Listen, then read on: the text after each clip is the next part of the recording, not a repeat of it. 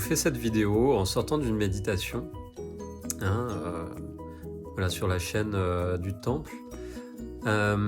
Pour ceux qui ne me connaissent pas, je suis Nicolas André, voilà, je suis lama bouddhiste ici à Rio de Janeiro, dans le temple bouddhiste, à Recreio dos Bandeirantes. Et je fais cette vidéo pour vous préciser qu'il est important de s'amuser. Voilà. C'est important, pourquoi? C'est aussi important de vivre un chemin bah, de discipline, voilà, pour éviter de se perdre dans un monde comme un bouchon sur la mer, perdu sur l'océan. Mais c'est important aussi de s'amuser, parce que si on est toujours dans une boîte carrée, toujours à se construire des plans, à se construire en fait, des repères pour pas se perdre, et ben on finit par perdre la liberté. La liberté de laisser entrer le merveilleux. Et en s'amusant, on sort de la boîte. Moi, je travaille avec la numérologie pour aider les personnes à mieux se connaître. Et il y a deux nombres comme ça qui correspondent à la discipline, et un autre qui correspond à la joie de l'être, qui est exalté. Et celui qui correspond à la discipline, c'est le 4.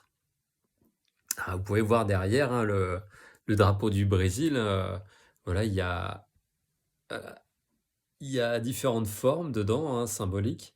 Vous pouvez voir la croix, c'est un drapeau de la monarchie, avec des étoiles, un cercle, et puis un écusson, un écusson qui a une forme un peu carrée, et puis une couronne. Donc toutes ces formes, ça a des significations. Donc le cercle et le carré, on parle de quadrature du cercle, ou de circulature du carré. Alors qu'est-ce que ça veut dire, tous ces mots? C'est pour dire que euh, si nous n'avons pas un peu un côté carré, on se perd dans une forme de dissolution, un flux qui nous entoure, la vie. Alors ceux qui n'ont pas de cadre, ils finissent souvent à la rue, un peu perdus. Ils se font prendre par tous les événements qui se passent, et puis ça fatigue beaucoup. Bon, après, ils vivent beaucoup d'aventures, mais quand il n'y a pas de structure pour bien, on va dire, faire vivre, intégrer l'aventure, ça devient un enfer. Donc voilà, ceux qui vivent dans la rue en permanence, c'est un monde infernal. On parle d'ailleurs des influences des mondes infernaux dans le bouddhisme. Et puis un jour, on leur propose un cadre quand ils en ont marre, quand ils sont malades d'ailleurs. Ça arrive souvent, les personnes à la rue finissent malades, parce qu'ils sont dans une forme de dissolution et non de construction. Et puis, quand ce cadre arrive, ils ont un peu plus de santé qui revient, et puis souvent, moi, ce que j'ai vu dans la rue, on utilise des drogues, pour trouver un peu une liberté, face à la souffrance de pas avoir de cadre, d'être toujours pris par des événements violents, parce que vivre dans la rue, c'est violent. Et donc on prend un paradis artificiel, souvent en vivant dans la rue, pour retrouver de la joie, en fait, de la joie de l'être, qui est vécue quand on a une forme de discipline, heu, avec des moments de pause, de récréation, où on recrée d'ailleurs son univers, pour prendre le mot récréatif. Et c'est important d'avoir des moments de joie, des moments de plénitude dans sa vie. Ce qu'empêche le surcadre, quand on met trop de discipline, quand on est trop rigoureux. J'ai été dans l'expérience, j'ai vu plus d'un yogi autour de moi dans cette expérience de vouloir trouver le saint Graal dans leur expérience de yoga, et puis se perdre en cours de route, perdre leur cœur. Voilà, pareil, moi-même, en voulant trop chercher, des fois, j'en devenais triste, ou en voulant limite sauver les autres qui m'entourent. Pareil, j'oubliais de mettre des moments de pause, de sortir de la tête du guidon. Et voilà pourquoi faire la fête, s'amuser régulièrement, c'est important pour sortir, de la tête du guidon, comme on dit, ou du cadre, du surcadre, où on oublie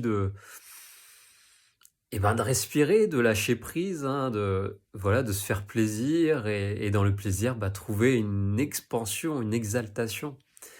Et voilà, ça c'est une méditation que j'ai faite en sortant, en voyant, Pascal d'ailleurs en train de s'amuser avec, des personnes très simples, très vivants autour d'un barbecue et je trouvais ça chouette. Je trouvais ça chouette avec tout ce qu'on nous pouvons vivre ici dans ce projet à Rio, avec beaucoup de violence, des attaques, bah, le temple, il fait son œuvre, hein, il continue à donner des enseignements, il continue à faire des soins.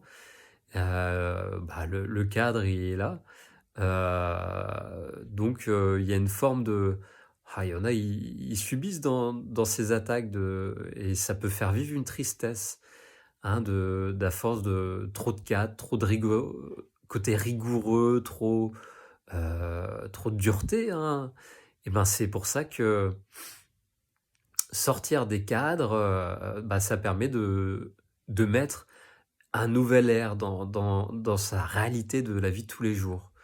Donc sortir dans la nature, mettre de la musique, danser, rencontrer des personnes nouvelles, partir à l'aventure avec ces nouvelles personnes qu'on rencontre et puis, programmer des choses imprévues, se laisser emporter, hein, en se baladant dans des endroits inconnus, faire des rencontres en parlant à un inconnu d'ailleurs. Hein, tous ces hors cadre, ces hors piste permet bah, vivre, bah, le cœur qui s'exalte, une joie de vivre et je sentais que c'était important de vous en parler parce que actuellement, quand vous regardez autour de vous, les cadres, ils sont de plus en plus verrouillés à double tour. Voilà, que ce soit le cadre social, le cadre de croyance, le cadre disciplinaire, scientifique, le cadre médical extrême, hein, qu'on peut voir dans le monde, tous ces cadres bah, manquent bah, de possibilités d'en sortir de plus en plus, deviennent de plus en plus enfermants.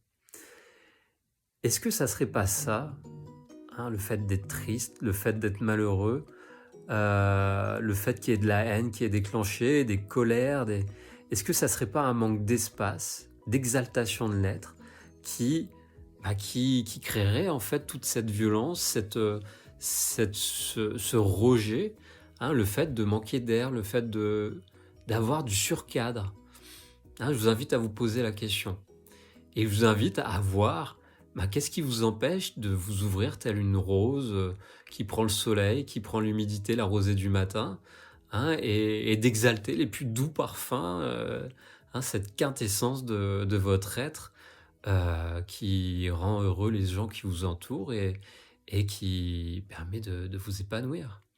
Hein, qu'est-ce qui vous en empêche tous les jours? Je vous pose la question. Voilà, sur ce, je vous envoie plein de bonnes intentions, que vous trouvez, hein, vos réponses au fond de vous-même. Et puis si vous avez besoin, ici au Temple, nous accompagnons à trouver, à creuser dans le fond pour voir c'est quoi ces solutions qui permettraient de trouver de l'exaltation. Ou quand on est un peu perdu comme un bouchon sur la mer, on ne sait pas où on va, de trouver plus de repères et de structures pour ensuite vivre de l'exaltation sans être perdu. Voilà les amis, merci pour votre écoute, à bientôt.